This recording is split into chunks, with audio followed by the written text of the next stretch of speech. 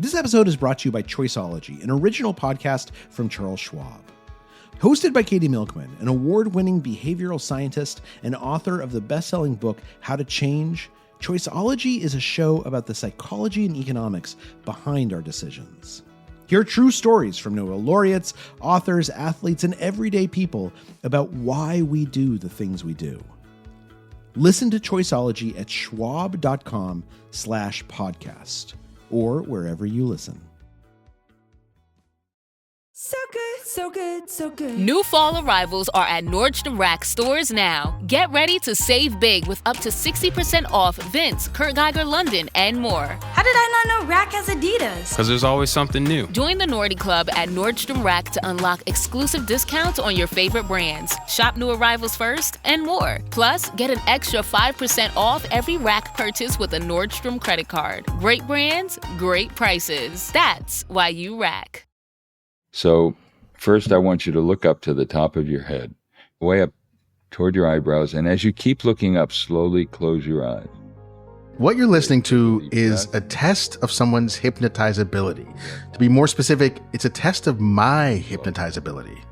Just imagine you're floating somewhere safe and comfortable, like a bath, a lake, a hot tub, or floating in space. The voice you're hearing belongs to psychiatrist Dr. David Spiegel, who is Associate Chair of Psychiatry and Behavioral Sciences at Stanford University, and he's also one of the leading authorities on the study of and practical application of hypnosis. And right now, he's trying to see if I'm someone who can be easily hypnotized, if I can enter that mental state where hypnosis might help a person with all kinds of things, from smoking to stress. Let your left hand float up in the air like a balloon, all the way up higher and higher. And just to paint a picture for you, here's what it looks like. Dr. Spiegel and I are on a Zoom call. He's at his home giving me a bunch of very specific and kind of weird instructions. And let it rest in a comfortable upright position. And I'm sitting at my desk with my eyes closed. That's right, I'm being hypnotized over Zoom, which I'm sure is how many people feel when they're in work meetings. When I ask you to pull your left hand down with your right hand and then let go, your left hand will float right back up to the upright position. You'll find something pleasant and amusing about this sensation. My hypnotizability is going to be measured on a scale of 1 to 10, with 10 being the most hypnotizable. And if I pass this test, then we're going to do a longer session, where Dr. Spiegel will help me with the problem that I'm dealing with right now, namely procrastination. We'll come out of this state of concentration together by counting backwards from 3 to 1. On 3, get ready. 2, with your eyelids closed, roll up your eyes. 1, let your eyes open. Ready? 3, 2, 1. Good. Now stay in this position, please, and describe what physical sensations you're aware of now in your left hand and arm. I don't know. I mean, I can't really feel it. It's it does feel like it's floating. It was sort of an odd thing. I was awake, obviously, and I remember it, obviously, but I still felt like I was in a different headspace. The closest I can come to describing it is, it was kind of like that thing where you're trying to take an afternoon nap and you lay there for 15 minutes and you don't exactly go to sleep, but you're not exactly fully awake either. You're in this neither world that feels maybe 20% more dreamy than usual. Dr. Spiegel calls this the twilight space, which definitely feels accurate.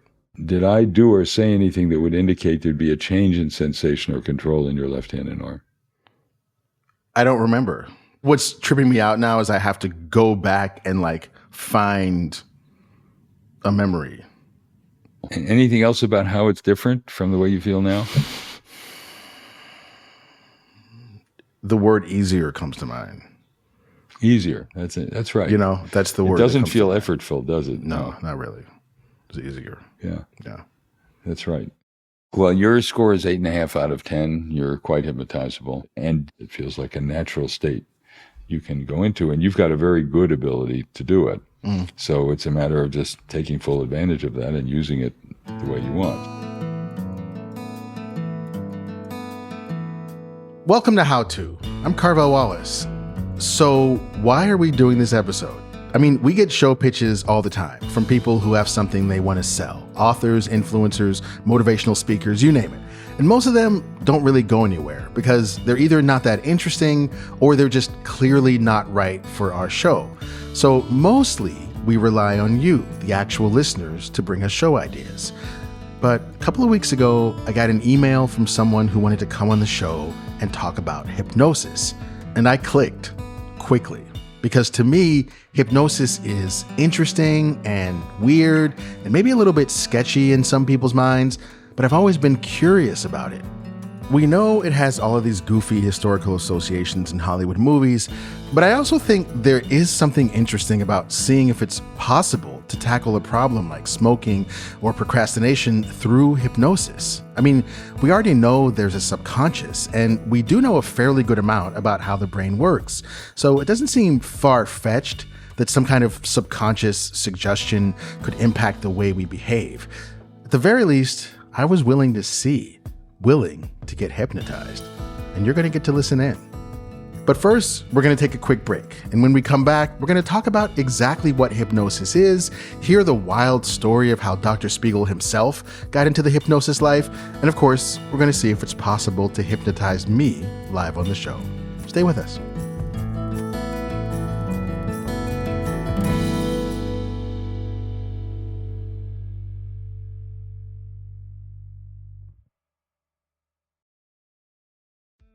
This episode is brought to you by Choiceology, an original podcast from Charles Schwab. Choiceology is a show all about the psychology and economics behind our decisions. Each episode shares the latest research in behavioral science and dives into themes like, can we learn to make smarter decisions, and the power of do-overs. The show is hosted by Katie Milkman. She's an award-winning behavioral scientist, professor at the Wharton School, and author of the best-selling book, How to Change. In each episode, Katie talks to authors, historians, athletes, Nobel laureates, and everyday people about why we make irrational choices and how we can make better ones to avoid costly mistakes. Listen and subscribe at schwab.com/podcast or find it wherever you listen. Raise the rudders! Raise the sails! Raise the sails! Captain, an unidentified ship is approaching. Over. Roger. Wait, is that an enterprise sales solution? Reach sales professionals, not professional sailors. With LinkedIn ads, you can target the right people by industry, job title, and more. Start converting your B2B audience today. Spend $250 on your first campaign and get a free $250 credit for the next one. Get started today at linkedin.com/campaign. Terms and conditions apply. Welcome back. We're talking with Dr. David Spiegel, Stanford psychiatrist and expert in hypnosis. And before we go any further, we got to do a quick disclaimer.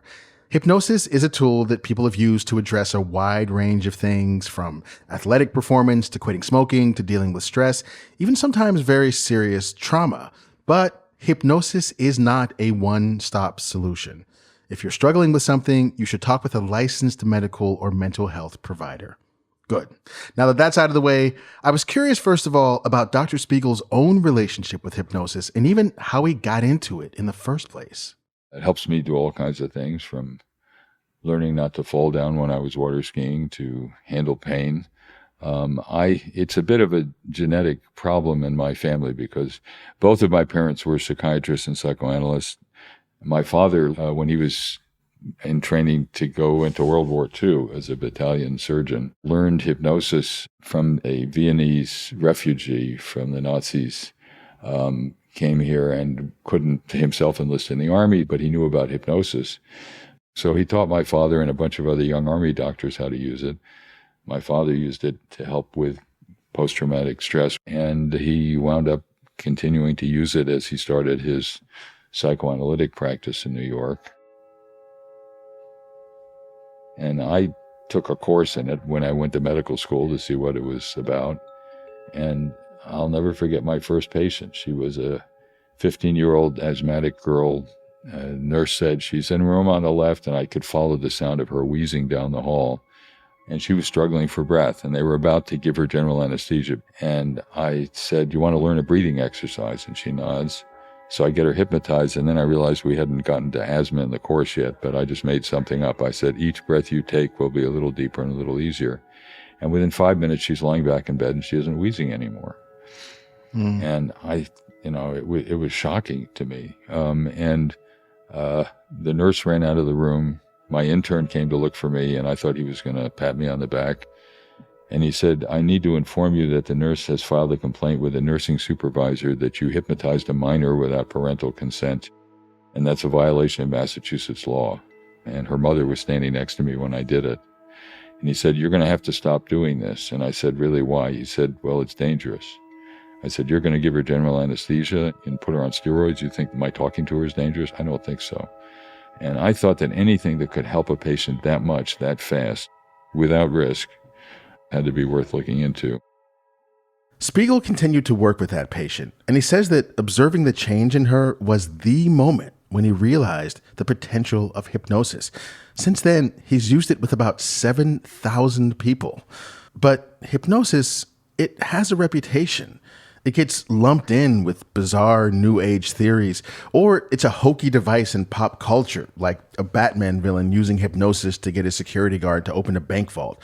So if it's not that stuff, then what is it?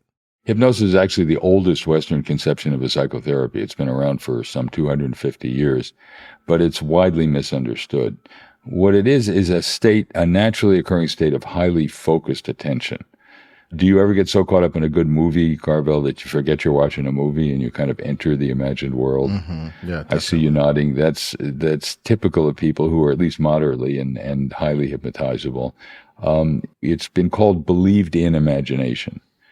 Now, to do that, there are three components. The first thing is you focus intently. It's like looking through a telephoto lens of a camera. What you see with great detail, but you're less aware of the surroundings. So in hypnosis, you're highly focused, and good athletes do that. They're just in their performance and nothing else. And to perform well, you really need to be in a state like that. In order to do that, you put outside of conscious awareness things that would ordinarily be in consciousness. Right now, for example, you're so fascinated by what I'm saying that hopefully you're not aware of the sensations of your body touching the chair you're sitting in. Mm-hmm. Are you aware of them until I mentioned it? Or were until you mentioned them, no. Yeah. So that's good, because if you were aware before I asked you about it, we should probably stop the interview now. You're bored already. So we do it naturally. In order to focus intently, you've got to put aside things that would ordinarily be in consciousness. And our brains handle thousands of pieces of information from the body, from the environment all the time, and decide what to attend to and what to ignore. So the second thing is dissociation, putting things outside of conscious awareness that might otherwise be in consciousness. And the third is disconnection from your usual assumptions about who you are and what you are. And that's what has been thought of as the kind of stage show, aspect of hypnosis, the football coach dancing like a ballerina. And it's why people wrongly fear that they will lose control in hypnosis. You actually gain control, but it can be your control, not somebody else's.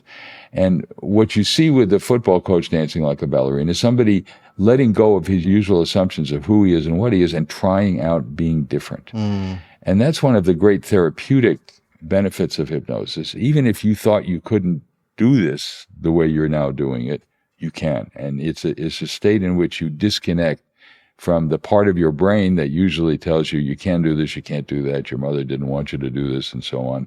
And you just allow yourself to be different. So focused attention, dissociation, and trying out being different is what hypnosis is all about. Well, it sounds to me like there's a lot of potential for growth and change through this methodology. Can you talk a little bit about how people can use this in order to get to new places and allow themselves to do things that they wouldn't otherwise be able to do? People often feel kind of imprisoned by their anxieties. Oh God, this makes me anxious. I want to stay away from it. And what that does is it prevents you from actually dealing with whatever it is that's making you anxious. And, with anxiety, we often have this kind of snowball effect where you get worried about something, you feel your body tense up. Yeah. You think, oh God, this must be bad. You feel more anxious, and then your body tenses up more. It's like a snowball rolling downhill. In hypnosis, you start out by controlling the way your body is reacting to the stress, And it's natural, being prepared to respond physically if you are in fact physically threatened is a survival skill that you need to know. But a lot of the things that threaten us now are not physical, they're mental. And so if you can learn to manage your body's reaction better, you can then take on the issues that trouble you better. It's so interesting that you mentioned, I do this thing where whenever I'm struggling with my work as a writer, or I feel like I need to marshal new skills or new energy to take on a project, I do this thing where I go to the local spa and you go to the sauna, the steam room, the cold plunge, whatever. And then after I do all that, I do this thing where I lay down and then I just kind of let myself get into a half awake, half asleep state. And then I start reminding myself of what I need to let go of in order to get to the next thing. And it weirdly works. It works. And then it lasts for 6 months or whatever. And then when I hit a new wall, I do it again. And it seems to always work. Is that something like self-hypnosis, do you think? You bet. It is. It's exactly it. You figured it out, that you just shift your physical state and the way you relate to your body. And that frees you up to not be distracted by the way your body's reacting, not feeling, oh God, this is worse than I thought, as your body tenses up. You do the opposite. You let your body get relaxed and comfortable, feel your body floating, and then you can think and feel more clearly because it doesn't feel so overwhelming. You're not in that snowball effect state. We know that there are things going on in the brain when you go into a hypnotic state. What we've found using functional MRI is that when you go into a hypnotic state, you turn down activity in a part of the brain called the anterior cingulate cortex. It's the alarm system in the brain. So you hear a loud noise, you look and see what it is, and you've got to do something about it. In hypnosis, you turn down activity in that area. And people often instantly feel less tense. They're able to focus better because they're less distracted by worrying about what else might be going on. You turn up the connectivity between your prefrontal cortex, your executive control network, and a part of the brain called the insula. It's a mind-body pathway. So you have better mind-body control.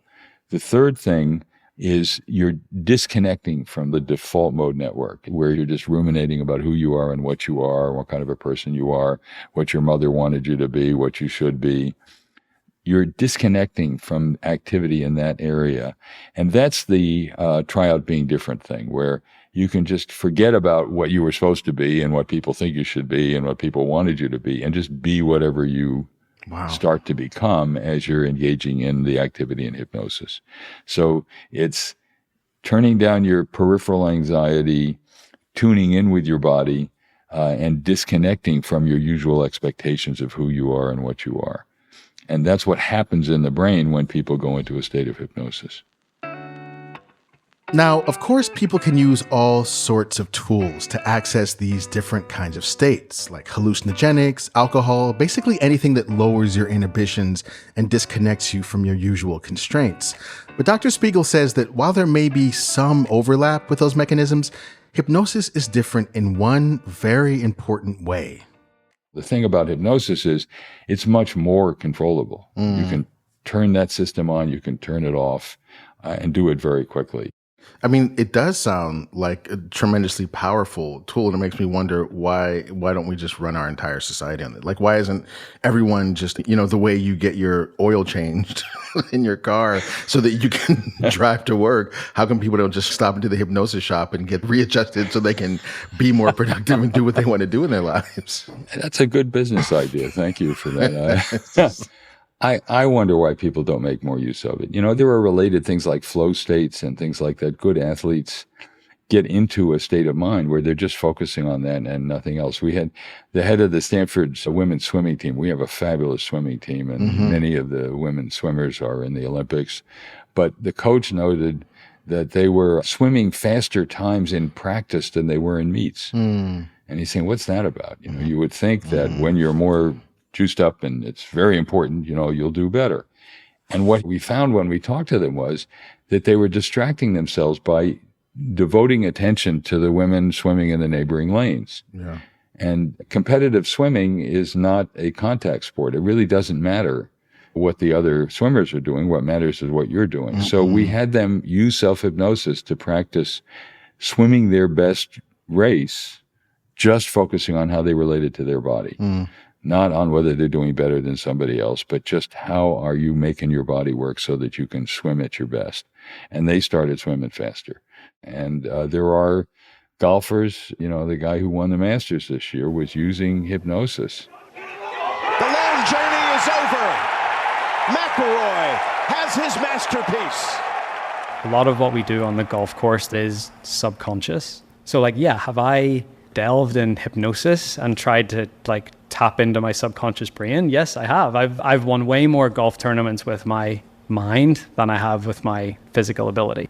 He had one horrific Masters about 8 years ago where the ball wound up in a tree somewhere. And every time he got to that hole, he would start to think about that. And he learned to use self-hypnosis to focus on playing his best game. And he won the Masters. Well, it's interesting because I do cover sports a bit, and I am fascinated by the fact that so much of their expertise is not physical but mental. That's the first thing that really blew me away when I spent hundreds of hours with certain athletes, is that yes, what they can do physically is amazing, but actually their real special skill is understanding the way their brains work and being able to marshal certain flow states in order to perform. But there's a flip side to that. People, especially in golf, can get the yips, this kind of repetitive inability to do a simple task that obviously was located in the brain because there was no physical change. People who use hypnosis say the worst thing you can do is to tell someone, don't think about purple elephants.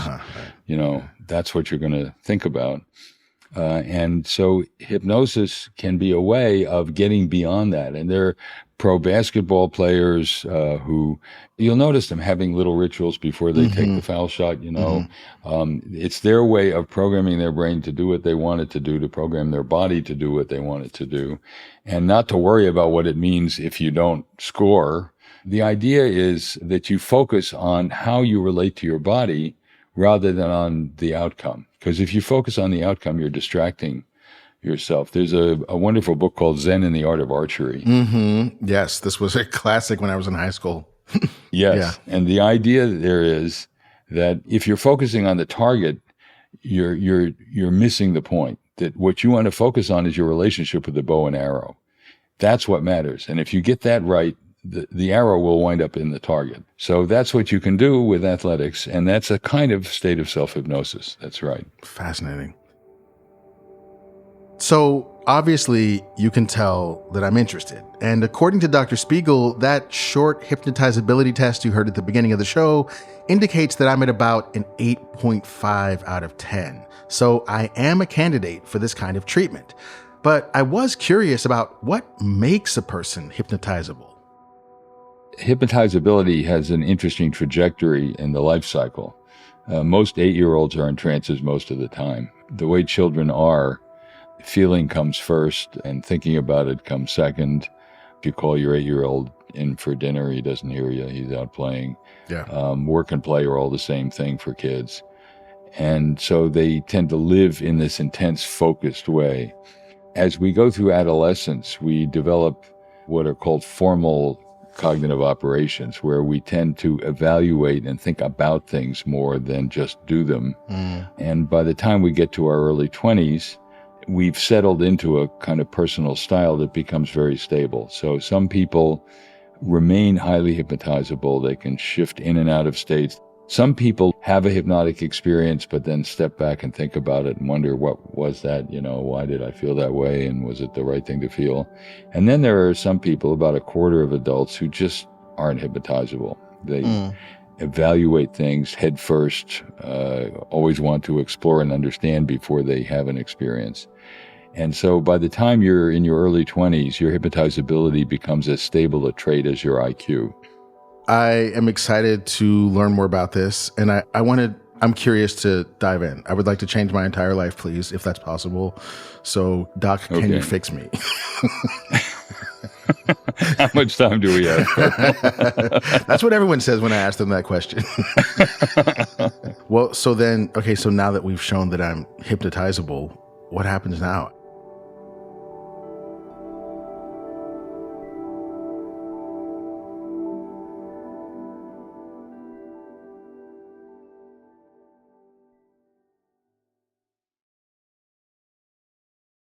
If you're someone who's serious about wellness, but tired of bloated promises and bitter blends, meet your new foundational habit.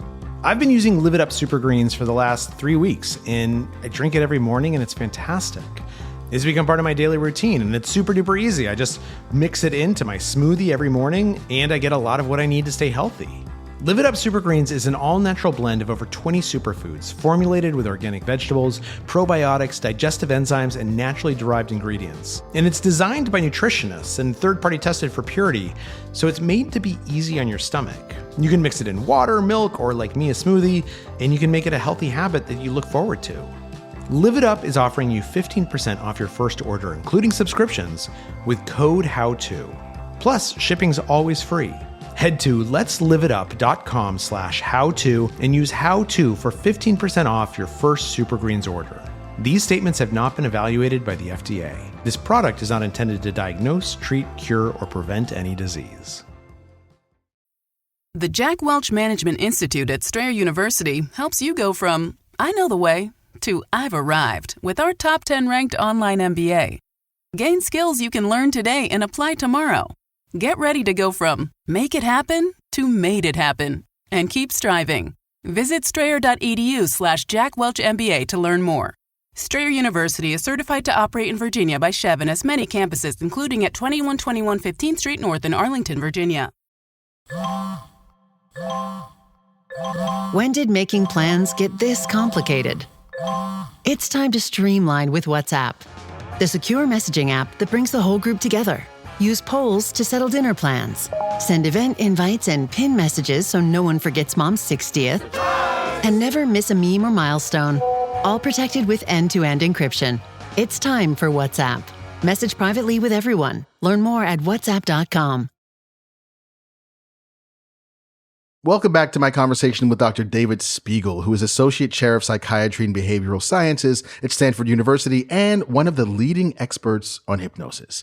And as you may have gathered by now, I had my own personal agenda for wanting to do this episode. Okay, so obviously I'm a writer by profession, and I've been doing it long enough that I'm under no illusions about how hard a job it is. But lately, it seems even harder than usual. Like, I sit down to write, and I feel like I'm having to face the difficulty of the task, as well as some other layer of difficulty in my mind. Call it anxiety, pressure, the dreaded writer's block, which I do not believe in. I don't know, but whatever it is, it's making it so that my normal procrastination rituals are reaching almost comedic proportions. Like I can find myself scrolling and avoiding writing for hours at a time. And this is especially true with the new novel that I'm working on. It felt like a problem that was centered in the mind, so I figured maybe the solution could be found there too. Okay, well, let's see what we can do here. So I want you to go into a state of self-hypnosis again, the way we did it together before. On one, do one thing, look up, all the way up, high as you can. Two things, slowly close your eyes and take a deep breath. 3, do 3 things, let the breath out.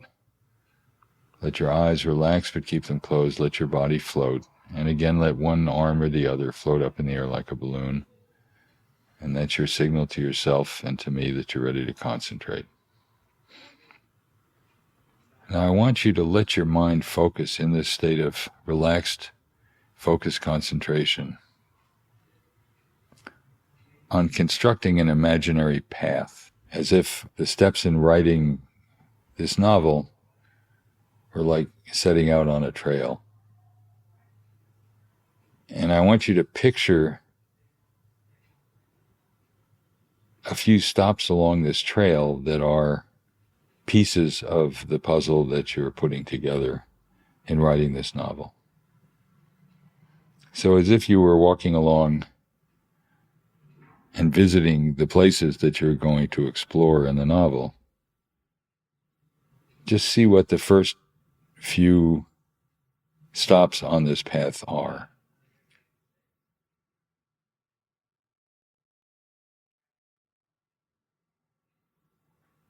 So as you're doing that, can you tell me what the first place on the path is that you're going to visit?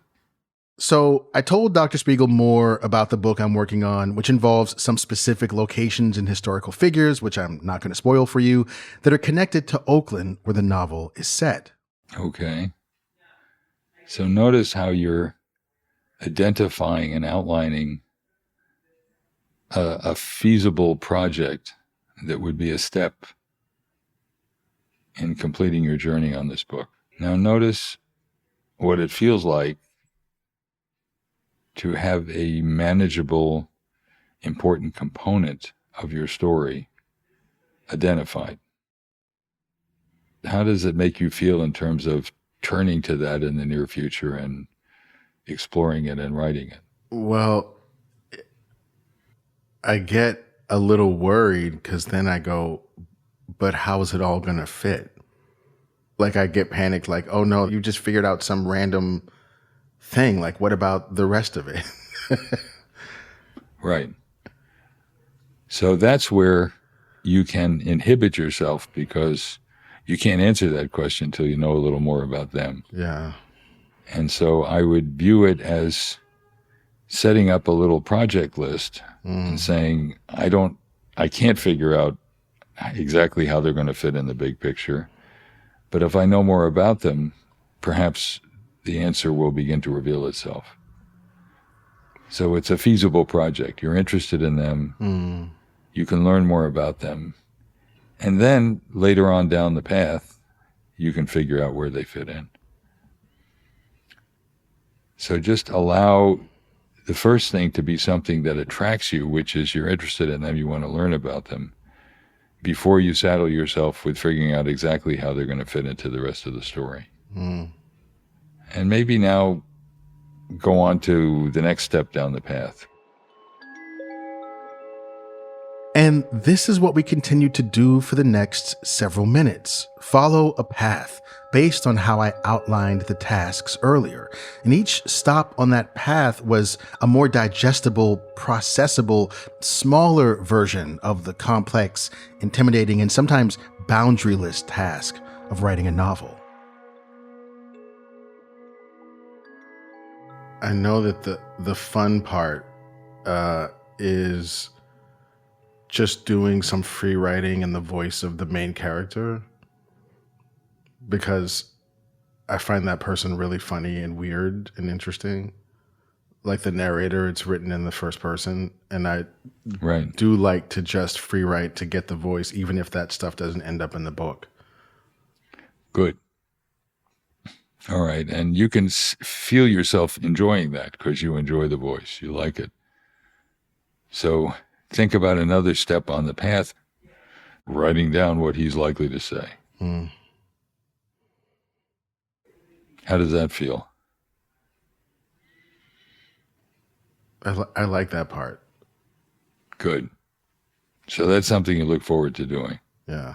So I hope you're getting the idea that if you can lay out a series of places to visit and do something with on this path, you'll find yourself attracted to doing it, not feeling that it's overwhelming or something you want to avoid, but something you can enjoy. And so you map out a little journey you're going to take and set it up so that each step on the journey is finite, it isn't overwhelming, and something that you can see yourself enjoying doing. Now take a few moments to reflect on what this means to you in a private sense, and then we'll come out of the state of self-hypnosis by counting backwards from 3 to 1. On 3, get ready. 2, with your eyelids closed, roll up your eyes. 1, let your eyes open. Your hand float back down, make a fist open, and that'll be the end of the exercise.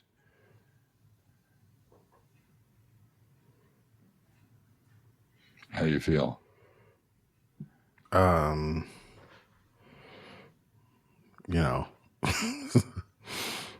little bit like I just woke up from a nap or something. It's like, why am I at work right now? I feel like I just woke up from a nap. I need a cup of coffee. Good.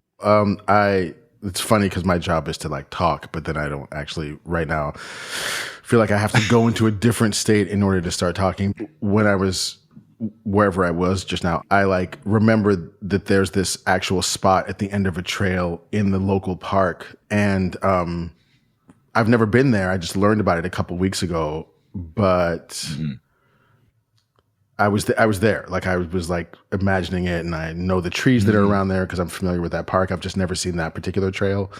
But yeah, I felt like I was there the whole time. That's where I was. Like when you said trail, or you mentioned like a trail, that's right. I went there and I was there the whole time. Cool. Yeah. Cool. Does it lead you to feeling like it's something you want to write about and you can? Well, yeah. And I think a lot of the anxiety is like, I have to like figure out all this other technical stuff, but like, actually I can just follow the stuff that I love and just like spend time with that and see where that leads me, which is, I don't know why I hadn't thought of that before. I can see you sort of lighting up as you get into the story. And that's what makes for good writing and for good reading. So listening back to that was, as you might imagine, kind of weird. Like it was weird to hear my voice sounding different. It was weird to compare what I heard on tape with what I remember of the moment. But a thing that really struck me was how Dr. Spiegel was structuring his sentences when he talked to me. Like when I talked about doing free writing in the voice of the narrator, he said, and I quote, "You can feel yourself enjoying that because you enjoy the voice. You like it." And later, about doing certain small tasks, he said, "And so you map out a little journey you're going to take and set it up so that each step on the journey is finite, it isn't overwhelming, and something that you can see yourself enjoying doing." I didn't notice it then, but he's stating these things as facts about how I feel. They're not observations, they're suggestions, almost like commands. And if you're wondering if they worked, then consider this. When I was listening back to the tape, I noticed another thing. After I came out of hypnosis, I announced that I, quote, realized that I could just follow what I enjoy in working on the novel rather than having to worry about all this technical stuff. But when I listened back to the tape, I heard for the first time that Dr. Spiegel literally gave me almost this exact language. But I didn't remember that when I was saying it, even though it was like 2 minutes later. In other words, I had integrated his suggestion so quickly that I didn't even realize that I had done it. It's kind of spooky, right? So if you're anything like me, your very next thought is, man, this sounds like something that could be used for evil. I want to ask you a little bit about something that you mentioned before. Is mass hypnosis a thing? Like, is that a real thing? Well, yeah, I think in a way it is. If you, to the extent that many people get into a state of highly focused attention where they put outside of conscious awareness things that might ordinarily be in consciousness. We're all social creatures. We do things that sometimes we are puzzled about later and wonder how we could have done that. Why did we do that? And I think of hypnosis as being like an app on your phone that you may not have opened. It's there. It's something. It's a way you can be. Many people can. And when you're in it, and sometimes the fact that a whole lot of other people are doing the same thing can have an influence on your focus of attention. And if you have any doubts or concerns about it, if there are like lots of other people doing the same thing, you tend to suspend judgment about whether it's the right thing to do or not. So, it may not be a formal planned experience, but yes, I think people can get into a common, similar state of focused attention, suspend judgment about things that maybe they ought to have more judgment about. And I think it can happen. And that makes me wonder if if that is possible, which it seems like it is. Are there, the examples that we think of are always of people doing terrible things. Like in other words, the group is sort of like mob mentality. Right. How come there's never, or maybe I don't know of, but are there examples of people who suspend judgment and become focused around a form of helping? Sure. Well, there are people who risk their lives to help somebody else who's in danger or who's in trouble. And it's not like they plan to do that, and there may be a whole bunch of them that go and do things. You see that in combat. You see that after, accidents or things like that, where people were risking their own lives to help other people. So yes, it can be bad things, but people can suspend judgment about doing good things too. During the Oakland-Berkeley firestorm decades ago, we studied the people afterwards, and we found that people who were more hypnotizable were actually more likely to try and cross police barricades and get into a dangerous area, even though the cops were saying, you're going to get yourself killed in the fire. And they just wanted to get back home or see if their family were there, which is understandable, but dangerous. Yeah. It can happen, yes. So then what can't hypnosis do? What are the limits of it? Well, it's an ability enhancing tool that you can use to control stress, to control or eliminate pain. Can be a powerful analgesic. And, in a country where 118,000 people died of opioid overdoses last year, it's really a shame that we don't use techniques like self-hypnosis more. We've done randomized controlled trials that show that it can reduce or even eliminate pain during certain kinds of surgery. It's very useful for improving performance, for improving athletic performance, for helping people study better, more effectively. And so it's a very useful tool to just live your life more efficiently and better. But what are its limits? I think that's what I'm looking for. Well, you can't push your body beyond the physical limits that it has.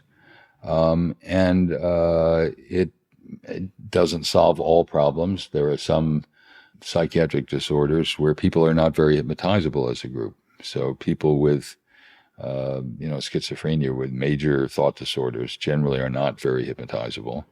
On the other hand, people who are suffering the after effects of trauma, post-traumatic stress disorder, can often be helped learning to use self-hypnosis to reconceptualize the trauma and how they dealt with it and what it means that they had to go through it. It can be helpful for some kinds of depression. People can learn to challenge their negative views of themselves, but there are some people who are so depressed that they just can't concentrate well enough to go into a state of hypnosis.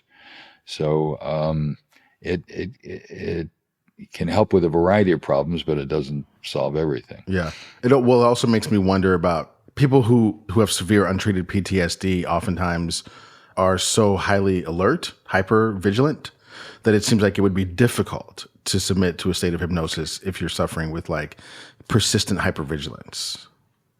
Yes, you're absolutely right. On the other hand, as a group, we've studied this. People with PTSD are very hypnotizable.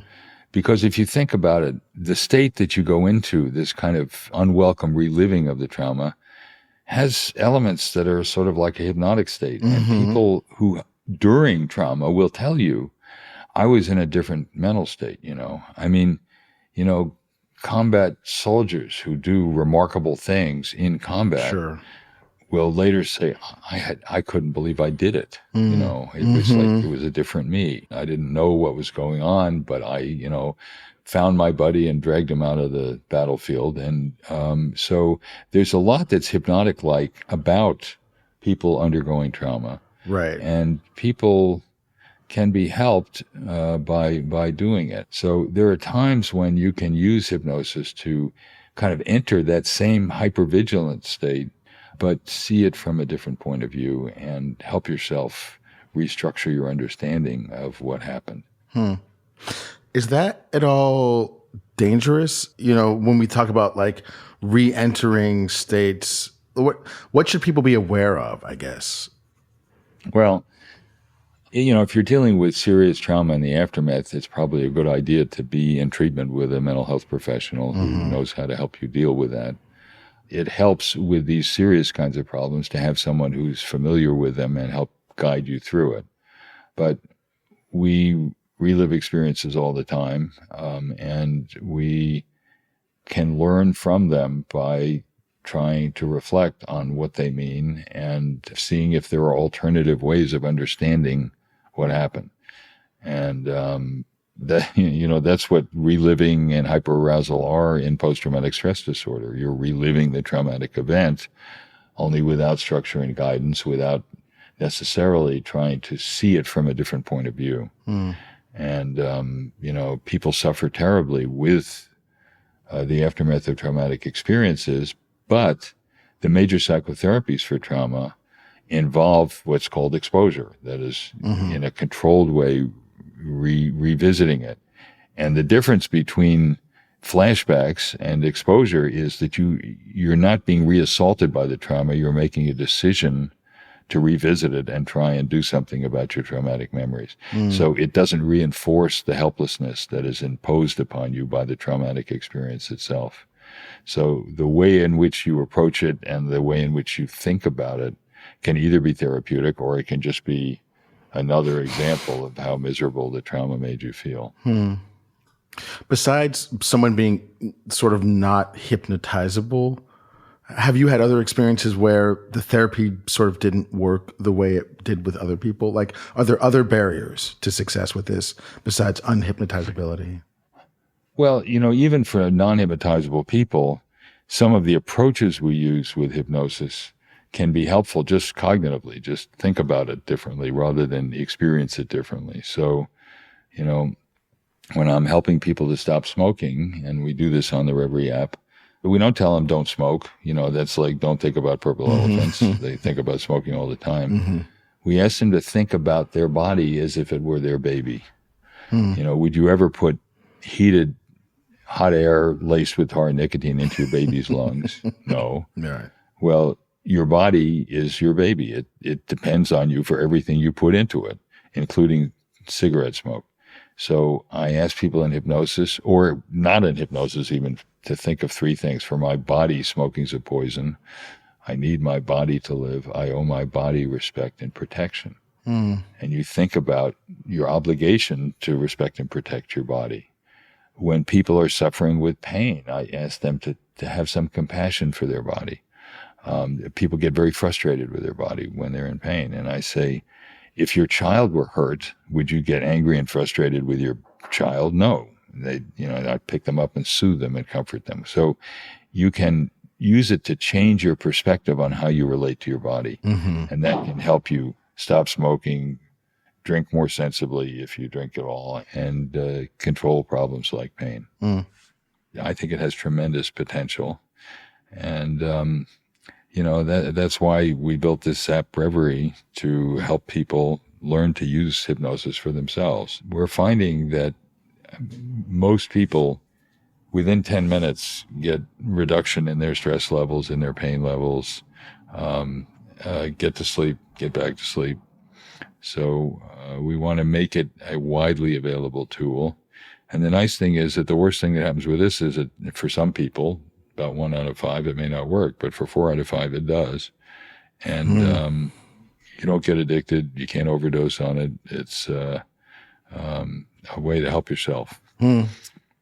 Hypnosis is not fundamentally a loss of control. It's a gain of control. You can do things you didn't think you could do. And you can learn to do it better. And you can recognize when you're going into a state like that. So I would say, after having talked with me, you tell me how you feel. Do you feel more vulnerable to losing control, or do you feel more like you've learned a new way of gaining control?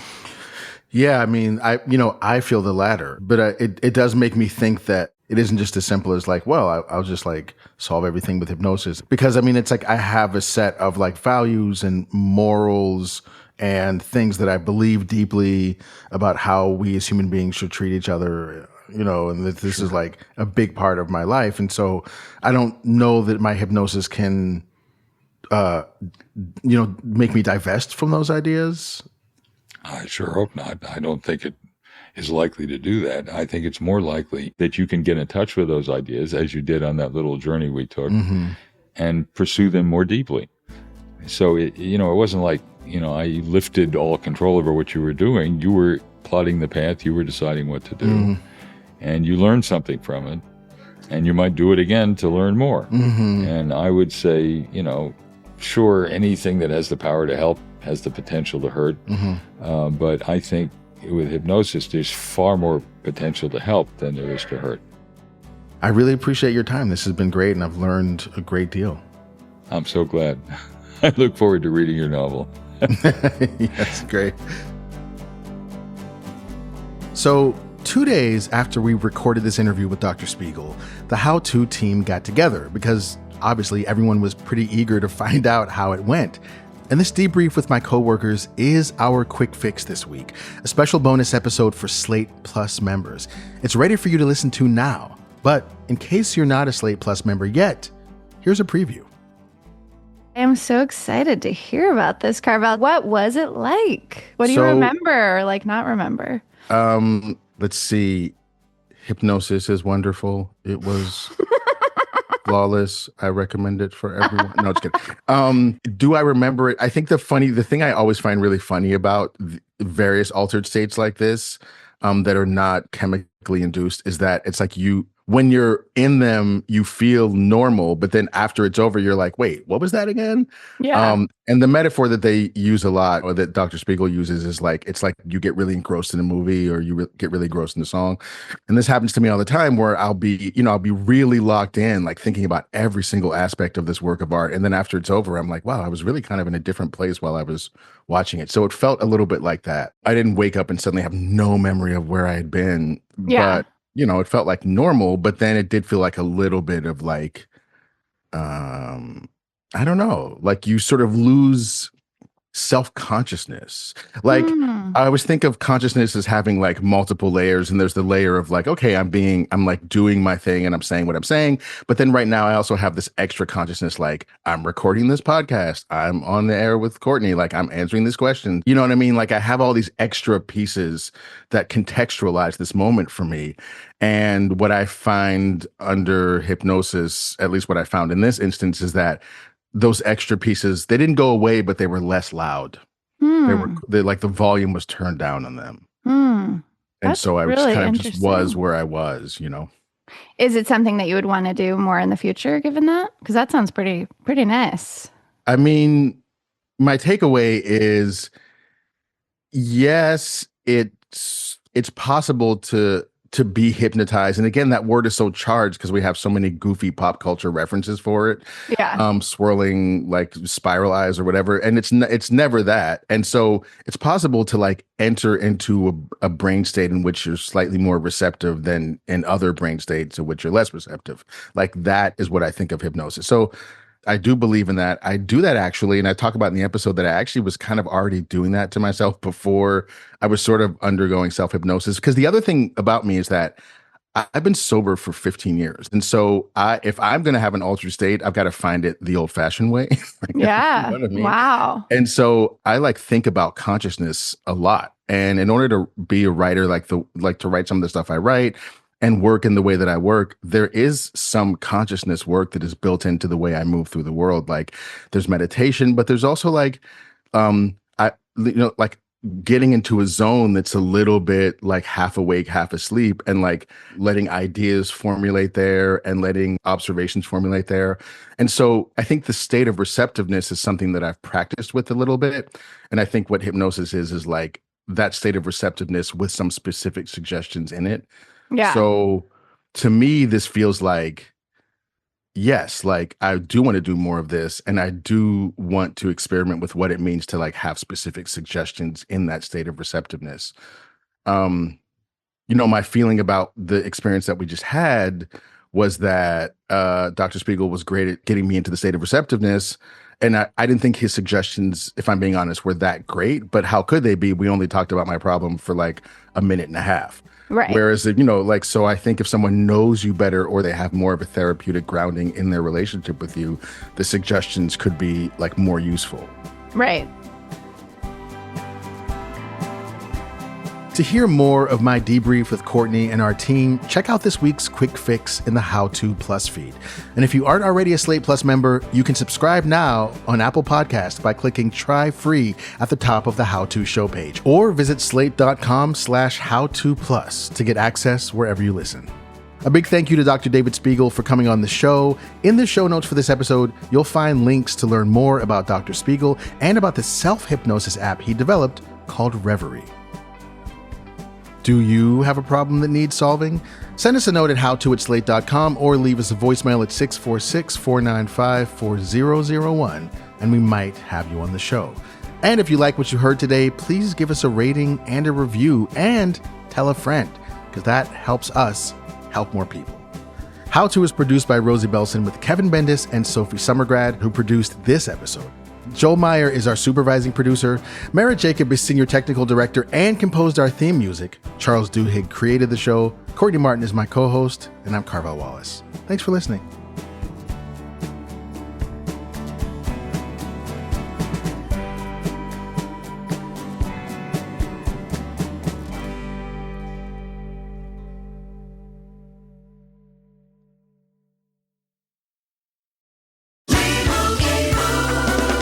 Doug. Here we have the Limu Emu in its natural habitat, helping people customize their car insurance and save hundreds with Liberty Mutual. Fascinating. It's accompanied by his natural ally, Doug. Limu? Is that guy with the binoculars watching us? Cut the camera. They see us. Only pay for what you need at libertymutual.com. Liberty, liberty, liberty, liberty. Savings vary. Underwritten by Liberty Mutual Insurance Company and affiliates. Excludes Massachusetts. For a limited time at McDonald's, get a Big Mac extra value meal for $8. That means 2 all-beef patties, special sauce, lettuce, cheese, pickles, onions on a sesame seed bun, and medium fries, and a drink. We may need to change that jingle. Prices and participation may vary.